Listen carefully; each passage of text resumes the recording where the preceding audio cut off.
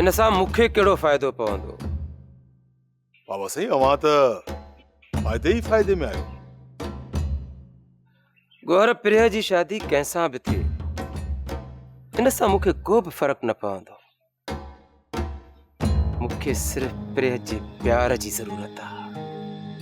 बाबर सिंह ॻाल्हि सम्झण जी कोशिश कयो। हिन वक़्तु प्रिया मलूक जे हथ वस आहे ऐं इहो सुल्तान मलूक जो भाइटियो न पर पुटु सम्झो। जेसिताईं प्रिया मलूक जे घर में आहे तेसिताईं प्रिया तव्हांखे कान थी मिली सघे। पर जेकॾहिं प्रिया जी शादी बशूअ सां थी वई माना त गौहर ऐं सुल्तान जो प्रिया सां तालुक़ ख़तमु। हाणे प्रिया थी वई बशूअ जी ऐं बाबर सां बशूअ खे ज़ाल जी न नशे जी ज़रूरत आहे। मन त तव्हां बशूअ जी ज़रूरत पूरी कयो ऐं बशू तव्हांजी ज़रूरत पूरी कंदो, सम्झो था न? वाह गौर वाह, वाह जी ॻाल्हि कई, वट भञी छॾी। अल्लाह साईं मता न वञो।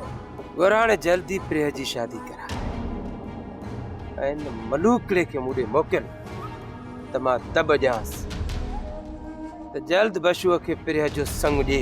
हाँ बाबर साईं, मां मलूक खे अवां जो न्यापो हाणे थो पहुचायां। हा तूं वञ।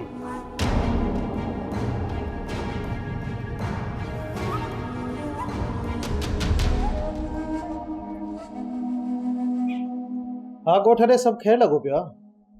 माण्हू इहे पिया सम्झनि त सदोरी अगवा थी वई आहे ऐं पुलिस नामालूम माण्हुनि जे लाइ FIR बि करे छॾी आहे। साले ई परू जो शक कयो पियो। बाबा साईं इहे त सफ़ा ॿई ख़ामोश वेठा आहिनि, ॼणो हुननि खे परवाह ई न आहे। नादा साईं तव्हां फ़िक्र न कयो, ॾींहं ॿिनि में माण्हुनि खां सभु कुझु विसरी वेंदो। इहो त ॾाढो सुठो थियो। इन जो मतिलबु त मूंखे ॻोठ जी गणती न करणु घुरिजे। न बाबा न, मां त तव्हांखे इहा सलाह ॾींदुसि त तव्हां बि वञी ॻोठ चकर ॾेई अचो। जेकर तव्हां माण्हुनि खे नज़र न आयो त माण्हू तव्हां ते शक कंदा। नादा साईं कुझु बि थी सघे थो। यार मां ॻोठ कीअं वञा? सदोरी खे अकेलो कीअं छॾियां? बाबा साईं तव्हां सिर्फ़ु ॾींहं जो वञो, सिज लहण खां पहिरां मोटी अचिजो। सॼो ॾींहुं सदोरी मूंखां सवाइ अकेली कीअं रही सघंदी? सॼी ज़िंदगी बि त तव्हां खां सवाइ रही आहे न। सदोरी जो तव्हां फ़िक्र न कयो, मां जो वेठो आहियां।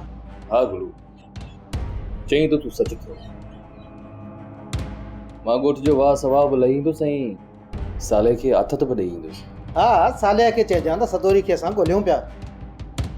आख़िर इहा सदोरी वेंदी केॾां? वाह अड़े गुलू वाह, इन खे चइबो त ॿिचा पड़ो। चोर खे चवंदो चोरी कर ऐं भाॻियुनि खे चवंदो उथ चोर आया अथई। सोप सीरियल सिंध ॼाई तमाम एपिसोड्स ॾिसो हाणे HD क्वालिटीअ में। विज़िट करियो असांजो YouTube channel Sindh TV HD drama. Subscribe कयो असांजो official YouTube channel Sindh TV HD drama ऐं वधीक अपडेट लाइ बेल आइकन खे क्लिक करियो।